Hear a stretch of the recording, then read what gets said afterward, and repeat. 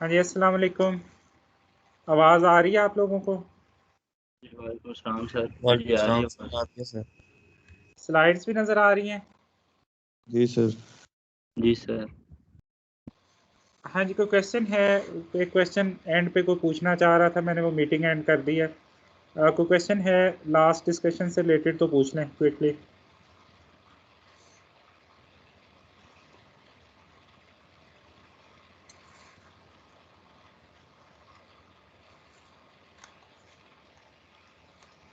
हाँ जी, एंड पे डिस्कशन हमने की थी जी अब्दुल्ला।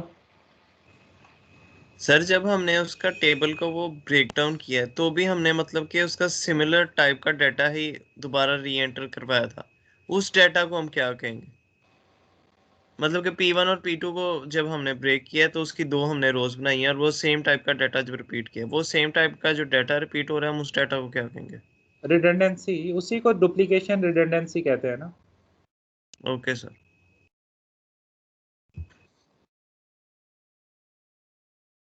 हाँ, ये मैं एंड वाली डिस्कशन थोड़ी रिपीट कर देता हूँ। हम ये प्रीवियस यहाँ पे हम ये कह रहे थे कि फर्स्ट नॉर्मल फॉर्म में किसी भी टेबल को लाने के लिए उसकी हर सेल में सिंगल डेटा होना चाहिए और प्राइमरी की डिसाइड होनी चाहिए। जैसे ये टेबल जो है ये फर्स्ट नॉर्मल फॉर्म में नहीं है, इसको हम कह सकते हैं कि ज़ीरो नॉर्मल फॉर्म में है, ये फर्स्ट नॉर्मल फॉर्म में नहीं है। तो इसको फर्स्ट नॉर्मल फॉर्म में लाने के लिए हमने जो मल्टी वैल्यूज़ थी उनको रिमूव किया और प्राइमरी की इस टेबल के लिए हमने डिसाइड की। लेकिन अभी भी इस टेबल के अंदर अनोमलीज़ हैं, क्योंकि किसी भी नए एम्प्लॉय की इन्फॉर्मेशन हम एंटर नहीं कर पा रहे हैं, उसके लिए हमें डमी डेटा एंटर करना पड़ता है। एम्प्लॉय की इन्फॉर्मेशन डिलीट करें तो साथ आपके जो प्रोजेक्ट की इन्फॉर्मेशन है वो भी डिलीट हो जाती है।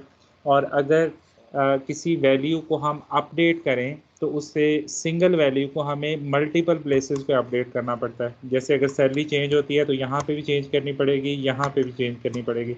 अगर टाइटल चेंज होता है तो यहाँ पे भी चेंज करना पड़ेगा, यहाँ पे भी चेंज करना पड़ेगा। तो एक डेटे को मल्टीपल सेल्स में हमें अपडेट करना पड़ रहा है, इसको हम अपडेट अनोमली कहते हैं या मॉडिफिकेशन अनोमली कहते हैं। तो यहाँ पे तीनों तरह की एनोमलीज जो हैं वो एग्जिस्ट कर रही हैं इस टेबल के अंदर। तो हमें अभी इस प्रोसेस को आगे लेके जाना होगा इन एनोमलीज को रिमूव करने के लिए। हाँ जी, तो सेकंड नॉर्मल फॉर्म में हम आ जाते हैं। सेकंड नॉर्मल फॉर्म जो है इसकी डेफिनेशन ये होती है कि a table is said to be in second normal form and only if it is in first normal form. ये फर्स्ट रिक्वायरमेंट है कि किसी भी टेबल का सेकंड नॉर्मल फॉर्म में जाने के लिए ज़रूरी है कि वो फर्स्ट नॉर्मल फॉर्म में हो already, and all partial functional dependencies are removed. ठीक है जी, आपने पार्शियल फंक्शनल डिपेंडेंसीज जो हैं वो टेबल में से रिमूव करनी है, तभी वो टेबल जो है वो फर्स्ट नॉर्मल फॉर्म में आएगा। दो चीज़ें जो ज़रा यहाँ पे गौर करिएगा उनके ऊपर कि सेकंड नॉर्मल फॉर्म में जाने के लिए ज़रूरी है कि टेबल जो है वो फर्स्ट नॉर्मल फॉर्म में हो ऑलरेडी। ओके जी।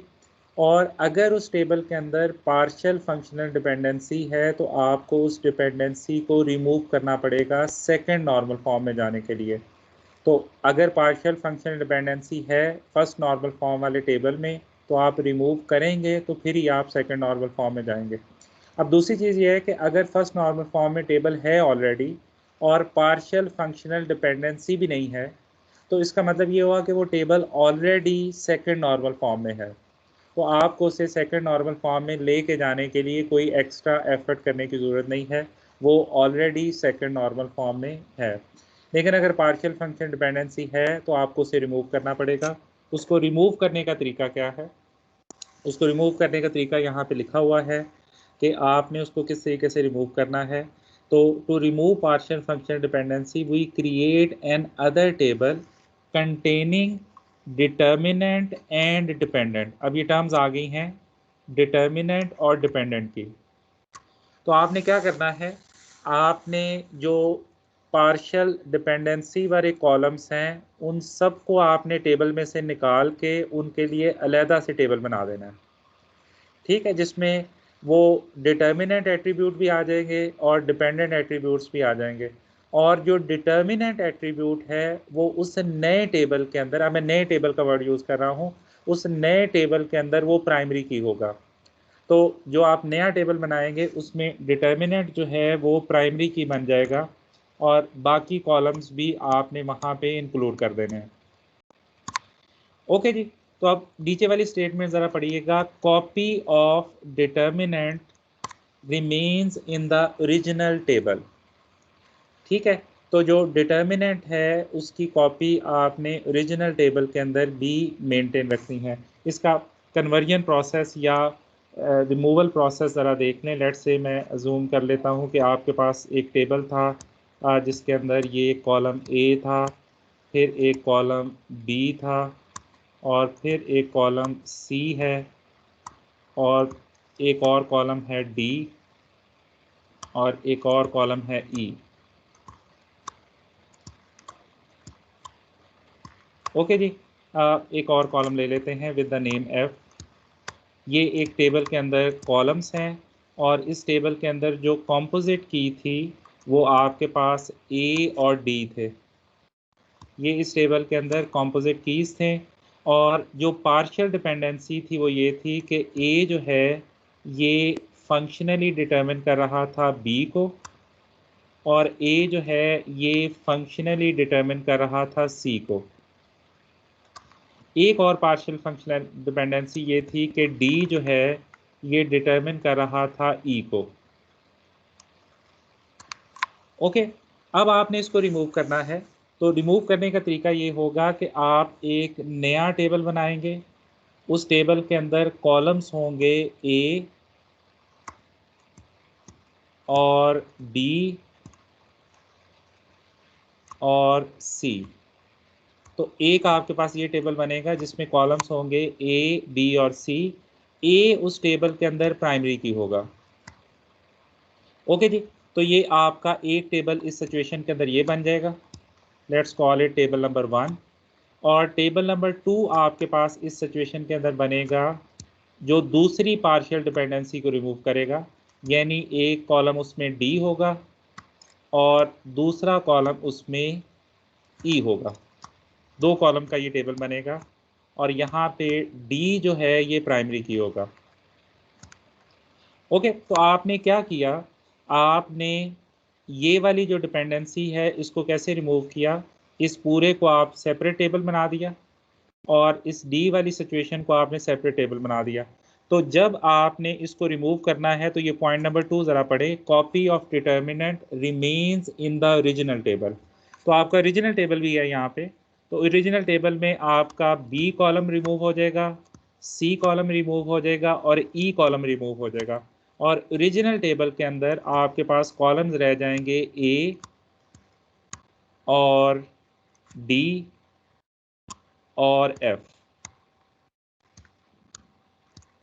और इसकी वही बिहेवियर रहेगा, ए और डी जो है ये कंपोजिट की होंगे इस टेबल के अंदर, और एक ही कॉलम रहेगा। और ये आप कह सकते हैं, ये वैसे तो पहला टेबल है, लेट्स कॉल इट कि ये आपका थर्ड टेबल है। तो इस सिचुएशन के अंदर जो अभी हमने यहाँ पे अज्यूम की है, इस सिचुएशन के अंदर आपके पास 3 नए टेबल बन जाएंगे। तो एक काम आपने और करना है, इन तीनों टेबल्स को कोई नेम देने हैं। तो इनको अप्रोप्रिएटली नेम करना है। लेट्स कॉल कि हम ए को एक्स कह देते हैं 1 टेबल को, और जो 2 है इसको वाई टेबल कह देते हैं, और जो थर्ड टेबल है इसको हम जी टेबल कह देते हैं। तो ये एक्टिविटी आप करेंगे पार्शियल फंक्शनल डिपेंडेंसी जो है इसको रिमूव करने के लिए। जो एग्जांपल हम कर रहे हैं उसमें आप ज़रा देख लें कि पार्शियल डिपेंडेंसी कहाँ कहाँ पे एग्जिस्ट कर रही है। यहाँ पे पार्शियल डिपेंडेंसी है कि ई नंबर जो है ये यहाँ पे डिटरमिन कर रहा है सैलरी को भी, और ये डिटरमिन कर रहा है टाइटल को भी, और ये डिटरमिन कर रहा है ई नेम को भी। और जो प्रोजेक्ट नंबर है ये डिटरमिन कर रहा है प्रोजेक्ट नेम को और बजट को। और चूँकि ये दोनों जो हैं इस टेबल के अंदर प्राइमरी कीज़ भी है, प्राइमरी की का हिस्सा है दोनों, तो ये आपके यहाँ पे पार्शियल डिपेंडेंसी बन रही है, ये रिस्पॉन्सिबिलिटी को नहीं कर रहा। उसकी रीज़न ये है कि ये किसी एम्प्लॉय की किसी प्रोजेक्ट के अंदर रिस्पॉन्सिबिलिटी है, तो रिस्पॉन्सिबिलिटी वाले कॉलम को ये डिटरमिन नहीं कर रहा। तो ये आपके पास यहाँ पे डिपेंडेंसीज जो हैं वो बन रही हैं। तो रिमूवल का तरीका वही है, आपने एक टेबल बना लेना है। ये आपकी पार्शियल डिपेंडेंसीज हैं, पार्शियल फंक्शन डिपेंडेंसीज हैं। इसमें आपके पास एक टेबल बन जाएगा, let's call it employ table. एक टेबल आपके पास बन जाएगा, let's call it project table. और ये आपका ओरिजिनल टेबल बनेगा, इसको हम AST टेबल नाम इसको दे देते हैं। तो इस कन्वर्जन में यहाँ पे आपने पार्शियल डिपेंडेंसी को रिमूव किया है। इस कन्वर्जन के अंदर आपके पास यहाँ पे 3 नए टेबल्स जो हैं वो आ गए हैं। अब आपका कोई क्वेश्चन है या कंफ्यूजन है तो आप पूछ सकते हैं। Any question related to this discussion you can raise hand. जी अब्दुल्ला। सर ऐसा नहीं हो सकता कि एम्प्लॉय नंबर भी है और ये जो प्रोजेक्ट नंबर भी है, ये किसी एक को पार्शली मतलब के डिपेंड करें? मतलब फॉर एग्जांपल सैलरी को अगर दोनों ही कर दें फिर क्या करेंगे? मतलब पार्शियल डिपेंडेंसी में सर एक एट्रीब्यूट को दोनों करें, कॉम्पोजिट की के जो दोनों एलिमेंट्स हैं वो एक एट्रीब्यूट को पार्शली डिपेंड करें। वो कर रहे हैं यहाँ पे वो रिस्पॉन्सिबिलिटी को, वो रिस्पॉन्सिबिलिटी को कर रहे हैं यहाँ पे। अच्छा, आप पार्शियल में बात कर रहे हैं। Yes sir, yes sir. ये सिचुएशन पॉसिबली हो सकती है, लेकिन इसमें फिर आपको कंसिडर एक को ही करना पड़ता है रिमूव करने के लिए। Okay okay sir. जी। Okay sir. जी कोई और क्वेश्चन है तो पूछ सकते हैं आप।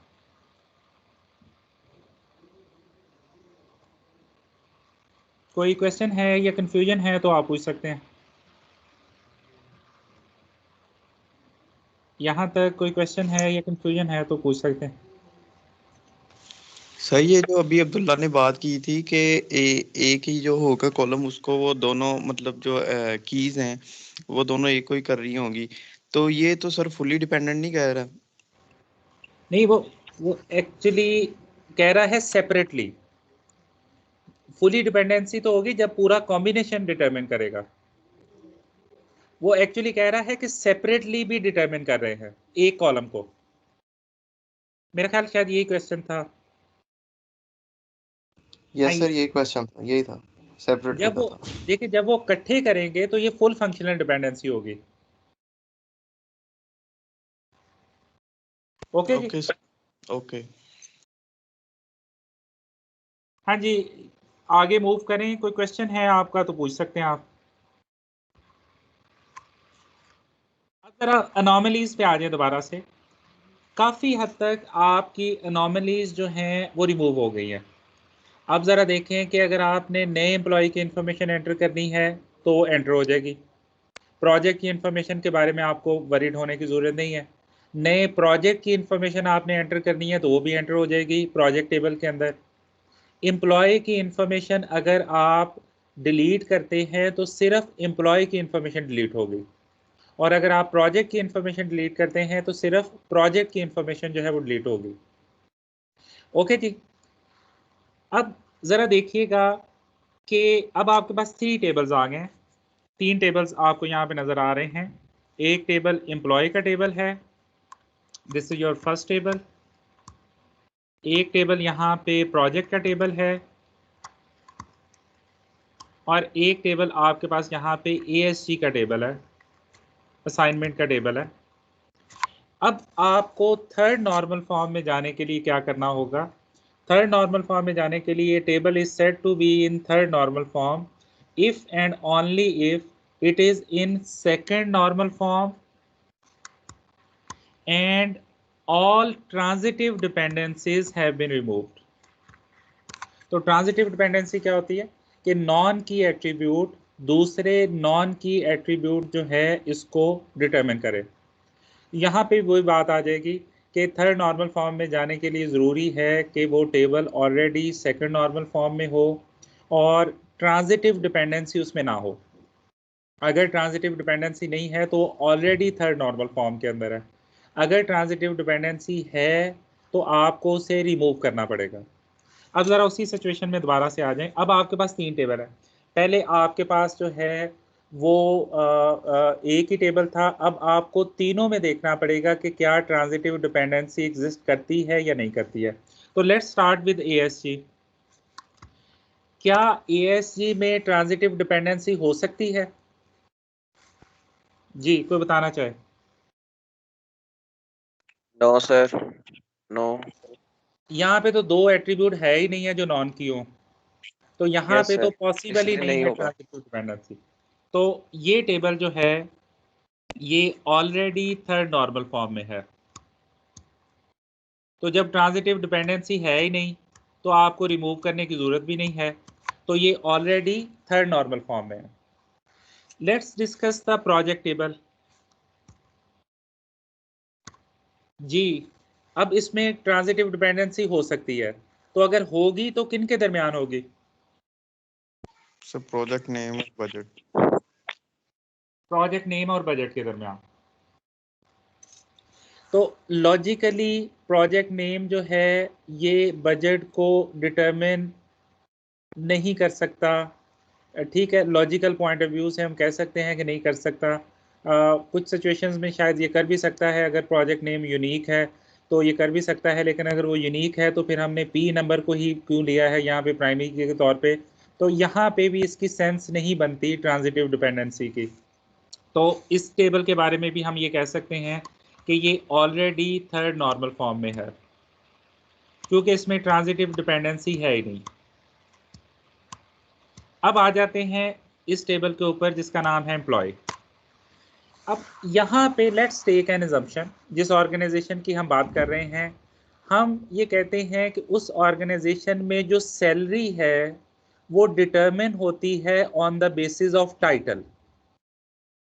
ठीक है, जो टाइटल आपको असाइन होगा उस टाइटल के अकॉर्डिंगली आपको सैलरी मिलेगी। ये आप देखते हैं कि ये तरीका चलता है ऑर्गेनाइजेशंस के अंदर। कुछ जगह पे ग्रेड की बेस पे सैलरी होती है, कुछ जगह पे टाइटल की बेस पे सैलरी होती है। जो भी आपका टाइटल है उसके अकॉर्डिंगली एक फिक्स सैलरी होती है जो आपको एलोकेट हो जाती है। तो अगर हम ये कहें कि जो टाइटल है वही आपकी सैलरी है, ये assumption है फॉर द ऑर्गेनाइजेशन, तो क्या यहाँ पे ट्रांजिटिव डिपेंडेंसी होगी एम्प्लॉय टेबल के अंदर? यस सर, बन टाइटल और जाएगी। सैलरी, टाइटल ओके, और सैलरी। और ये किसके दरमियान होगी? टाइटल और सैलरी के दरमियान। और इस टेबल के अंदर ये दोनों क्या हैं? ये नॉन कीज है। तो इसको रिमूव करने का तरीका भी वही है जो कि पार्शियल को रिमूव करने का था। अब आप यहाँ पे देख सकते हैं कि इसको आपने रिमूव करना है। ये आपके पास ट्रांजिटिव डिपेंडेंसी है, इसको आपने रिमूव करना है और ये आपके पास एक नया टेबल आ जाएगा और इस टेबल के अंदर टाइटल जो है वो प्राइमरी की होगा। सही है, और ये आपका ओरिजिनल टेबल होगा, इसके अंदर अब टाइटल जो है ये फॉरेन की होगा। ओके जी, कोई क्वेश्चन है तो पूछ लें माइक ऑन करके।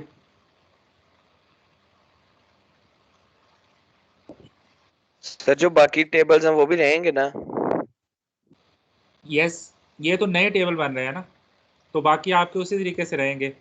दो ये टेबल हैं, दो ये टेबल हैं। एक्सक्यूज ठीक मी है, सर। सर ये ठीक है। जी प्रोजेक्ट जी नेम बता। और वाला सीन बता दें सर एक बार दोबारा से।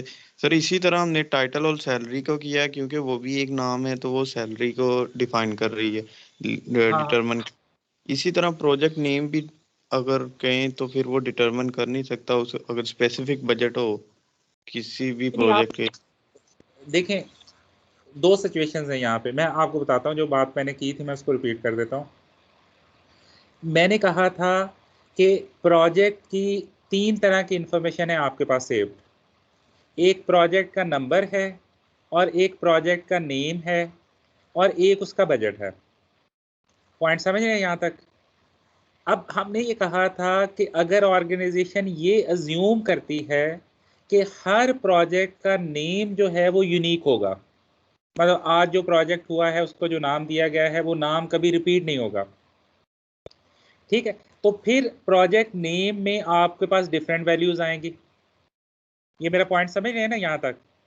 लेकिन अगर उस ऑर्गेनाइजेशन में ऐसा है तो फिर आपको प्रोजेक्ट नंबर लेने का कोई फायदा नहीं है, फिर तो आप एडिशनल कॉलम वेस्ट कर रहे हैं ना। जी सर। इसका मतलब ये हुआ कि प्रोजेक्ट नेम रिपीट हो रहा है। यस सर, ठीक हो है, रहा है। हाँ, मैं सेम प्रोजेक्ट के साथ नाम, तो उस सिचुएशन के अंदर फिर वो बजट को यूनिकली डिटरमिन नहीं करेगा। नहीं तो सर जो रिपीट हो रहा है हम उनके लिए स्पेसिफिक बजट नहीं कह सकते कि कोई भी प्रोजेक्ट है अगर जिनका सेम नाम है उसके लिए सेम बजट होगा। जिस तरह हम वो टाइटल के लिए कर रहे हैं कि टाइटल में जो होगा वो सैलरी सेम रहेगी। नहीं नहीं, आप देखें प्रोजेक्ट नंबर, अगर मैं कहता हूँ ना प्रोजेक्ट नंबर 100 का बजट क्या है, तो आपको एक आंसर मिलेगा 40,000। ये मैं आपको फंक्शनल डिपेंडेंसी की डेफिनेशन बता रहा हूँ। प्रोजेक्ट नंबर 100 का बजट क्या है, आप मुझे आंसर करेंगे 40,000। अगर मैं आपसे पूछूं कि 40,000 वाले जो प्रोजेक्ट्स हैं उनका प्रोजेक्ट नंबर क्या है, तो फिर आप मुझे 100 कहेंगे या एक से ज़्यादा आंसर भी हो सकते हैं? समय भी ज्यादा हो जाए। ज़्यादा हो जाए। इसका मतलब है कि प्रोजेक्ट नंबर यूनिकली डिटरमिन कर रहा है बजट को, लेकिन बजट प्रोजेक्ट नंबर को यूनिकली डिटरमिन नहीं कर रहा। ये यस पॉइंट सर। समझ रहे हैं? यस अब इसी आर्गुमेंट को लेके आप प्रोजेक्ट नेम पे चले जाएं। ठीक है, अगर तो प्रोजेक्ट नेम आपके रिपीट हो रहे हैं, प्रोजेक्ट नेम आपके रिपीट हो रहे हैं, एक प्रोजेक्ट ए था जिसका एक साल पहले जब प्रोजेक्ट ए था तो उसका बजट 40,000 था, एक साल बाद जब प्रोजेक्ट ए आया तो उसका बजट 50,000 था। अब आप पूछें कि प्रोजेक्ट ए का बजट क्या है, तो एक आंसर मिलेगा। नहीं सर, मैं ये कह रहा था कि हमने उसको एक सेकंड जरा होल्ड करिएगा प्लीज, एक सेकंड जरा होल्ड करिए, मैं फोन ले लूं।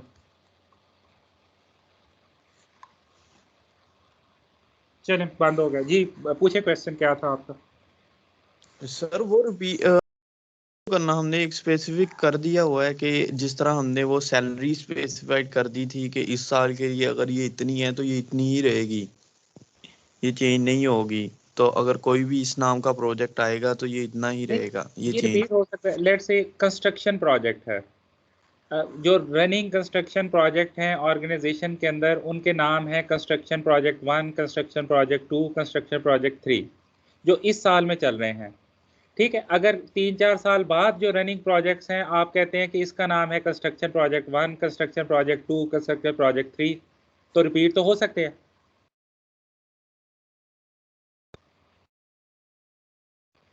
ये बात समझ रहे हैं आप मेरी? सर ये फिर कंफ्यूजन हो ही जा रही है कि सर वो सैलरी भी तो चेंज हो ही सकती है 2 साल बाद या 1 साल बाद। नहीं, अगर आप कहते हैं कि जो सीनियर सॉफ्टवेयर इंजीनियर है उसकी सैलरी होगी 40,000, जो जिस किसी को भी डेजिग्नेशन मिलेगा सीनियर सॉफ्टवेयर इंजीनियर का, उसकी सैलरी होगी 40,000।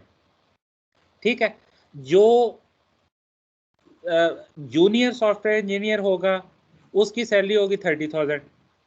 तो अब जिसको भी डेजिग्नेशन मिलेगा जूनियर सॉफ्टवेयर इंजीनियर का उसकी सैलरी होगी 30,000, क्योंकि सैलरी डिसाइड हो रही है on the basis of designation. ये सेम सिचुएशन नहीं है।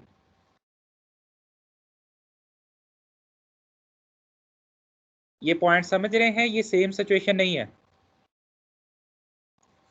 आप जिस किसी भी ऑर्गेनाइजेशन में जाएं तो दो तरीकों से ही सैलरी डिटरमिन होती है, या डेजिग्नेशन पे होती है या ग्रेडिंग पे होती है। गवर्नमेंट ऑर्गेनाइजेशन आप जानती है ग्रेड पे करती है, अक्सर प्राइवेट ऑर्गेनाइजेशन टाइटल पे या डेजिग्नेशन पे करती है। हाँ जी, ये बात समझ रहे हैं? कोई क्वेश्चन है तो पूछ लें। ठीक है सर।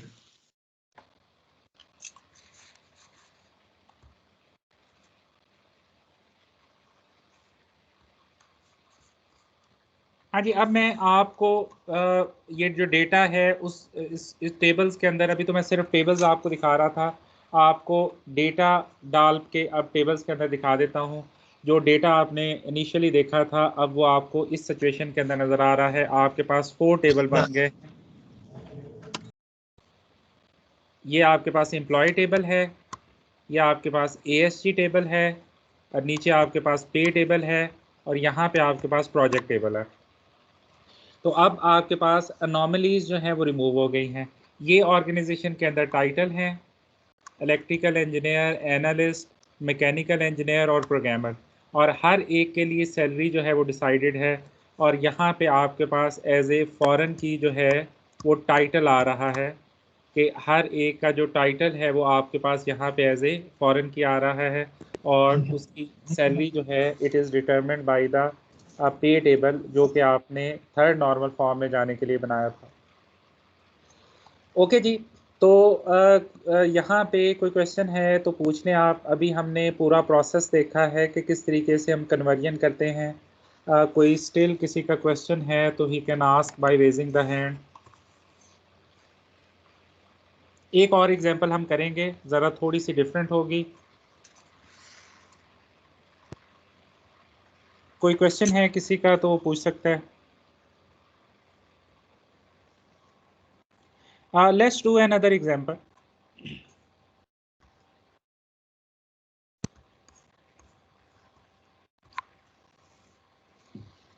हाँ जी, अभी ये आपके सामने एक रिपोर्ट नज़र आ रही है आपको।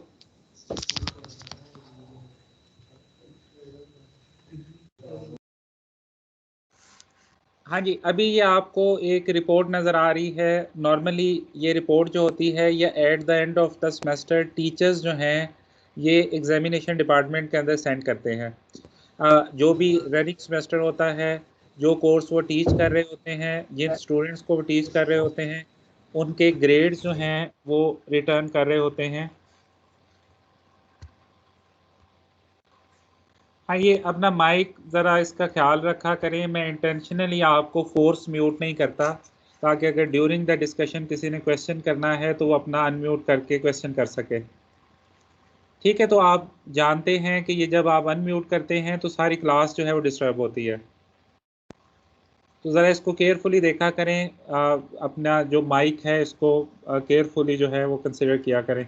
इस तरीके से डिस्टर्बेंस हो रही होती है। हाँ जी, मैं दोबारा से आ जाता हूँ। ये एक रिपोर्ट मैं आपके सामने प्रेजेंट कर रहा हूँ। नॉर्मली जब आप बॉटम डेटाबेस डिज़ाइनिंग करते हैं तो इस तरह की रिपोर्ट्स आप सामने रख लेते हैं, और फिर उससे आप नॉर्मलाइजेशन प्रोसेस जो है उसको करने की कोशिश करते हैं। तो ये एक रिपोर्ट है जो एक टीचर हैं, उनका नेम भी यहाँ पे मेंशन है। He is a very famous database expert, CJ Date. इनकी बुक भी अवेलेबल है आपकी लाइब्रेरी के अंदर। काफ़ी फेमस बुक है इनकी डेटाबेस के ऊपर। एक दो डिफरेंट बुक्स इन्होंने लिखी हुई हैं डेटाबेस के ऊपर। इवन इनकी बुक जो है वो भी इन्हीं के नाम से फेमस है। CJ डेट बुक आपकी लाइब्रेरी में अवेलेबल है अगर आप उसको कंसल्ट। एनी हाउ, तो ये कोर्स है डेटाबेस का। ये इसका कोर्स टाइटल आपको नज़र आ रहा है। इंस्ट्रक्टर का ID भी आपको यहाँ पे नज़र आ रहा है। और ये नीचे स्टूडेंट्स हैं जो उस क्लास में इनरोल थे। वेरी स्मॉल साइज क्लास थी, सिर्फ 3 स्टूडेंट थे जो डेटाबेस का कोर्स पढ़ रहे थे। और उनकी जो ग्रेड है कोर्स के अंदर वो यहाँ पे मेंशन्ड है। A ग्रेड ये फर्स्ट स्टूडेंट का है, B ग्रेड जो है वो सेकंड स्टूडेंट का है, और फिर A ग्रेड जो है ये थर्ड स्टूडेंट का। काफ़ी लाइक स्टूडेंट्स हैं, आप देख रहे हैं कि A या B ही ग्रेड आ रहे हैं इनके। इसके साथ इनका एरिया ऑफ स्पेशलाइजेशन भी मेंशन्ड है। फर्स्ट स्टूडेंट जो है वो IT प्रोग्राम से है, और बाकी 2 स्टूडेंट जो हैं वो सॉफ्टवेयर इंजीनियरिंग प्रोग्राम से हैं। तो ये एक रिपोर्ट आपके सामने आ गई, और अब आप नॉर्मलाइज करना चाह रहे हैं, और इसके लिए आप एक डेटाबेस जो है वो डिज़ाइन करना चाह रहे हैं। डेटाबेस फॉर्म में इसको आप लेके आना चाह रहे हैं। इशू ये है इस रिपोर्ट का कि ये इवन ज़ीरो नॉर्मल फॉर्म में भी नहीं है। तो अगर मैं कहूँ कि क्या ये डेटा ज़ीरो नॉर्मल फॉर्म में है तो उसका आंसर है नो, क्योंकि ये टेबुलर फॉर्म में नहीं है। ये एक रिपोर्ट सी बनी हुई है, टेबल की तरह ये लग रही है, लेकिन उस तरीके से ये 100% टेबल की फॉर्म में नहीं है। तो ये जो रिपोर्ट या ये जो डेटा है ये आपका टेबुलर फॉर्म में नहीं है। अब पहले तो हमें इसे टेबुलर फॉर्म में लेके आना पड़ेगा, फिर हम इसके ऊपर फर्दर जो नॉर्मलाइजेशन वाला प्रोसेस है वो परफॉर्म कर सकते हैं। टेबुलर फॉर्म में लाने के लिए हमें यहाँ पे कॉलम सर्च करने पड़ेंगे, यूनिवर्सल टेबल बनाना पड़ेगा, कॉलम हमें यहाँ पे देखने पड़ेंगे। तो कॉलम काफ़ी हद तक क्लियर हैं, कोर्स आईडी है, कोर्स टाइटल है, इंस्ट्रक्टर आईडी है, इंस्ट्रक्टर नेम है, स्टूडेंट आईडी है, नेम है, मेजर है, ग्रेड है। मेजर का मतलब है एरिया ऑफ स्पेशलाइजेशन। तो यहाँ पे ऑलमोस्ट जो कॉलम्स हैं वो आपके सामने क्लियर हैं, उनके नाम दिए गए हैं। कुछ कॉलम्स के यहाँ पे नेम नहीं है लेकिन उनकी इंफॉर्मेशन गिवन है, जैसे फॉल सेमेस्टर 2015, तो फॉल सेमेस्टर है और ईयर जो है वो 2015 है। ये इंफॉर्मेशन भी आपके सामने यहाँ पे गिवन है। तो अब आपको इस सारे एट्रीब्यूट्स को मिला के एक टेबल बनाना पड़ेगा, एक यूनिवर्सल टेबल जो है आपको यहाँ पे बनाना पड़ेगा। तो जो इसका यूनिवर्सल टेबल बनेगा उसका शक्ल कुछ इस तरीके से होगी। अब आप देख रहे हैं कि मैंने इस सारी रिपोर्ट के डेटे को एक टेबुलर फॉर्म में ले आया हूँ। इसमें मैंने तरतीब से एट्रीब्यूट्स जो हैं वो लिख दिए हैं, जैसे स्टूडेंट आईडी फर्स्ट में आ रहा है, नेम आ रहा है, major, grade, course number, course title, instructor ID, instructor name, semester and year. तो सारे कॉलम्स जो हैं इनको अब मैंने एक टेबल की फॉर्म में या टेबुलर फॉर्म में इनको मैं लेके आ गया हूँ। अब मैं कह सकता हूँ कि मेरा जो डेटा है ये 0NF में आ गया है। पहले ये 0NF में नहीं था, अब मैं इसको 0NF में ले आया हूँ। तो ये तरीका होता है 0NF में डेटे को लेके आने का। जब भी आप डिज़ाइन के लिए किसी ऑर्गेनाइजेशन में जाते हैं तो वहाँ पे इस तरह की रिपोर्ट्स कलेक्ट करते हैं और फिर आप उसमें जो एट्रीब्यूट्स आपको मिलते हैं, इंफॉर्मेशन आपको मिलती है, उसको आप टेबुलर फॉर्म में जो है वो ले आते हैं। अब इशू यहाँ पे ये है कि यहाँ पे मल्टी वैल्यूज़ भी आ रही हैं और प्राइमरी की भी डिसाइडेड नहीं है। मल्टी वैल्यूज़ ज़रा और तरीके से आ रही हैं। लेट्स से अगर आप इसको एक रो समझते हैं, ये जो इंस्ट्रक्टर और कोर्स वाली इंफॉर्मेशन है, तो ये वाली जो वैल्यू है ये सारी रिपीट हो रही है।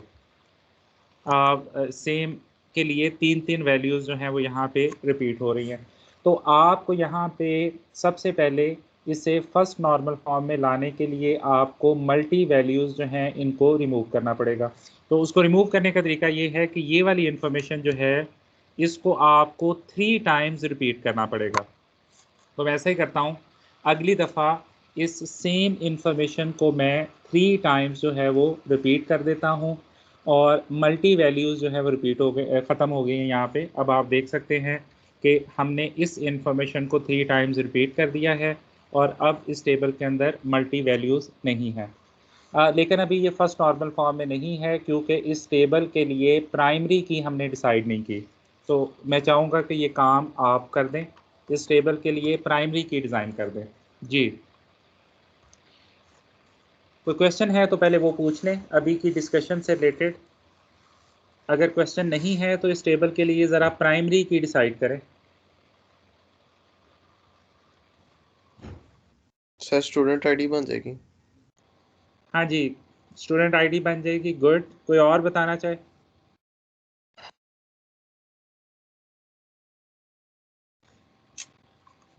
जी सर्वाइवल की तो स्टूडेंट आईडी बनती है। हाँ जी, अवेलेबल डेटे पे तो सही कह रहे हैं, स्टूडेंट आईडी ही बनती है। लेकिन ये ज़रा गौर करिएगा कि ये सिर्फ एक टीचर का एक कोर्स का रिजल्ट है। ठीक है, ये सिर्फ एक टीचर का एक कोर्स का रिजल्ट है। अगर आप इसी क्लास का दूसरा सब्जेक्ट पकड़ लें, जैसे आप ऊप भी पढ़ रहे हैं, तो अगर आप इसी क्लास का दूसरा सब्जेक्ट भी पकड़ लें तो फिर क्या स्टूडेंट आईडी प्राइमरी की बनेगी? ज़रा देखिएगा इस आर्गुमेंट को, चूँकि अभी आप इस चीज़ को परसीव नहीं कर पाए, लेकिन अगर इसी टेबल के अंदर अब देखिएगा कि मैं ये कह रहा हूँ कि ये एक और कोर्स है ऊप का, ये इसका टाइटल है 306 और इसमें भी वही ग्रेड आया है, स्टूडेंट भी वही हैं, लेकिन अब ये इनका रिज़ल्ट है ऊप के कोर्स के अंदर। टीचर इनका वही है, CJ डेट, वो डेटाबेस भी पढ़ा रहा है, ऊप भी पढ़ा रहा है। सम टाइम यूनिवर्सिटीज़ में ऐसा हो जाता है, ऑर्गेनाइजेशंस में ऐसा हो जाता है। सेमेस्टर भी वही है, फॉल 2015। तो मैंने एक और रिपोर्ट ली उसी क्लास के जो रिजल्ट्स हैं उनकी, और अब 2 रिपोर्ट्स को इस टेबुलर फॉर्म में ले आया। अब मुझे बताइएगा कि क्या स्टूडेंट आईडी इस टेबल के अंदर प्राइमरी की बन सकता है? सर कोर्स टाइटल साथ आ कॉम्पोजिट जाएगा। बनानी पड़ेगी। कंपोजिट जी, बनानी बनेगी। पड़ेगी। पहले आप क्यों बना रहे थे? पहले आप क्यों बना रहे थे? क्योंकि आपने अपनी सोच को लिमिट कर दिया था। आपने सिर्फ यही सोचा कि ये एक रिपोर्ट जो मेरे हाथ में आ गई है यूनिवर्सिटी की, जो डेटाबेस बनवाना चाह रही है, उसकी किस्मत बुरी बेचारी की, जो जिसने एक रिपोर्ट आपको दे दी है और आपने उसी रिपोर्ट की बेसिस के ऊपर पूरा डिज़ाइन कर दिया। आपने ये नहीं सोचा कि वहाँ पे हंड्रेड्स ऑफ टीचर्स हैं और थाउजेंड्स ऑफ कोर्सेज हैं जो ऑफ़र हो रहे हैं, और हर सेमेस्टर के अंदर हर टीचर इस तरह की रिपोर्ट देता है, और हर सेमेस्टर के एंड के ऊपर हंड्रेड्स ऑफ रिपोर्ट्स आती हैं। तो आपने सिर्फ एक रिपोर्ट के डेटे के ऊपर पूरा डिज़ाइन करने जा रहे थे। अगर आप एक्सपीरियंस्ड डिज़ाइनर होते तो आप ये गलती पहले भी ना करते, लेकिन चूंकि आप एक्सपीरियंस डिज़ाइनर नहीं थे तो इसलिए आपने ये मिस्टेक की कि आपने स्टूडेंट आईडी को लेके ही वहाँ पे प्राइमरी की जो है वो बनाने की कोशिश की। ठीक है, अब यहाँ पे आपको एडवाइस ये होगी कि एटलीस्ट इनिशियली जब भी आपके पास कोई इस तरह की रिपोर्ट आती है तो आप कम से कम 2 रिपोर्ट्स को ज़ीरो नॉर्मल फॉर्म में लेके आएँ। एक रिपोर्ट को ज़ीरो नॉर्मल फॉर्म में ना लेके आएँ, क्योंकि इनिशियली आपको इश्यूज़ आएंगे, प्रॉब्लम्स आएंगी अंडरस्टैंडिंग में, उसको समझने में। तो आप कम से कम 3-4 रिपोर्ट्स लें और उनको आप ज़ीरो नॉर्मल फॉर्म में लेके आएँ जो कि सेम टाइप की रिपोर्ट्स हों। अगर वो स्टूडेंट का रिज़ल्ट कार्ड है तो तीनों रिज़ल्ट कार्ड होने चाहिए।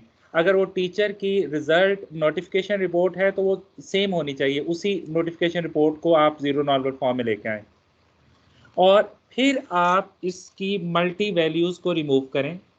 अब हमने उसकी मल्टी वैल्यूज़ को रिमूव कर दिया है।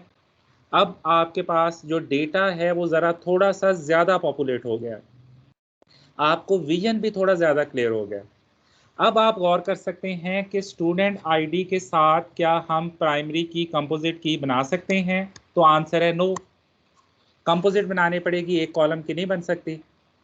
फिर आप देखेंगे दूसरे पॉसिबल कॉलम्स। अब दूसरे पॉसिबल कॉलम्स में let's think about instructor ID.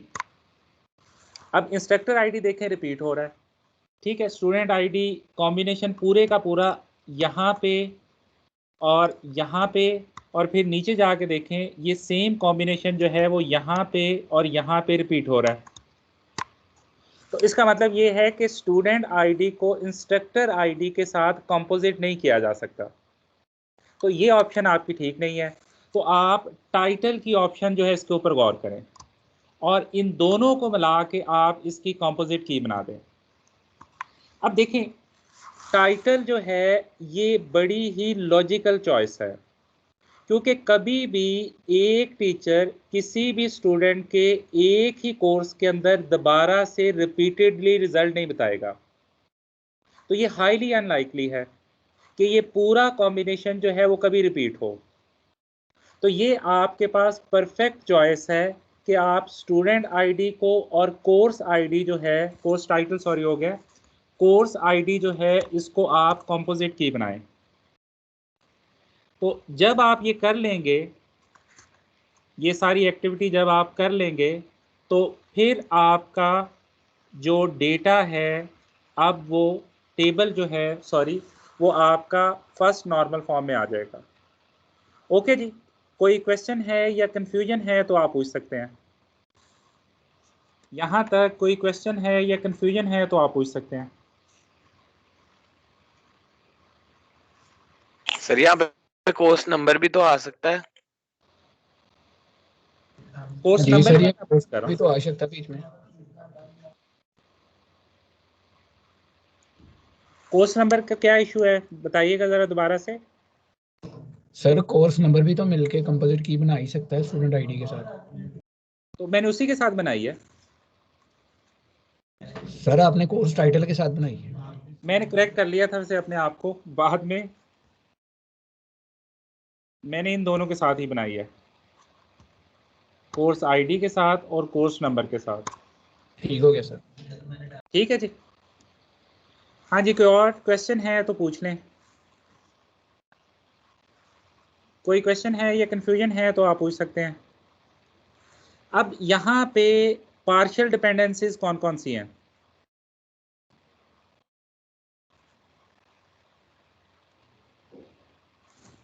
Sir student ID है कि उसके बाद उसको स्टूडेंट का सारा उसको नेम मेजर और ग्रेड आएगा स्टूडेंट आईडी। अब ग्रेड क्या पार्शियल में आएगा? ये स्टूडेंट का कोर्स के अंदर ग्रेड है। नहीं सर, ये कंपोजिट की के साथ आएगा, ऐसे नहीं आएगा। हाँ, तो फिर पार्शियल डिपेंडेंसी ये कौन सी है?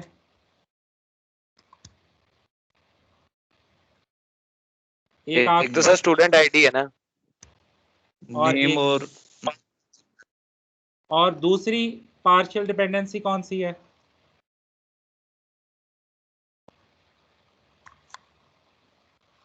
ठीक है जी। सर कोर्स नंबर से आगे उसका कोर्स टाइटल। हाँ जी, वो ऊपर मैंने ड्रॉ कर दिया, वो ऊपर आपको एरो नज़र आ रहा है ना?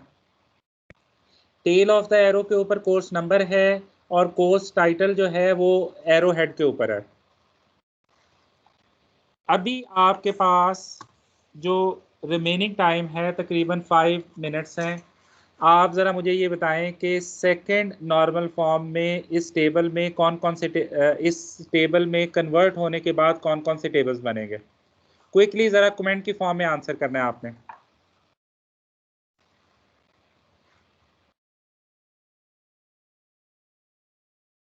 सेकंड नॉर्मल फॉर्म में कौन कौन से टेबल्स बनेंगे? जस्ट सेकंड नॉर्मल फॉर्म बतानी है आपने कमेंट की फॉर्म में।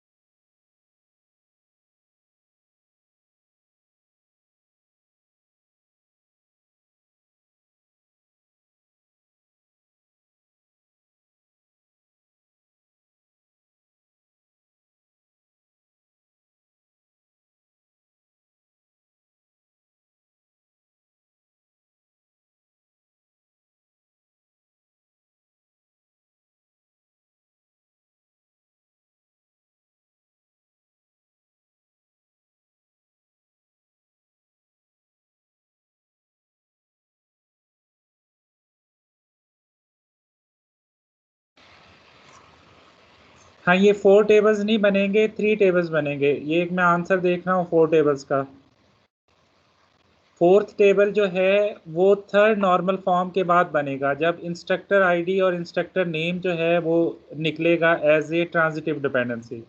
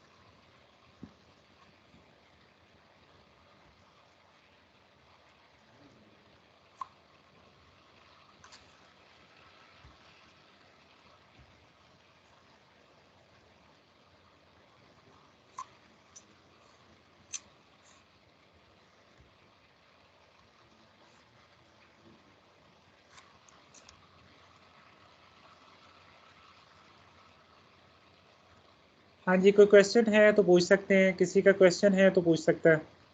इसको ज़रा प्रैक्टिस करिएगा जाके, कल के लेक्चर में इसके रिलेटेड एक एक्टिविटी एक्सरसाइज भी होगी, इसलिए ज़रा इसको प्रैक्टिस करिएगा जाके। Okay sir. ओके जी, थैंक यू वेरी मच। अल्लाह हाफिज़। अल्लाह हाफिज।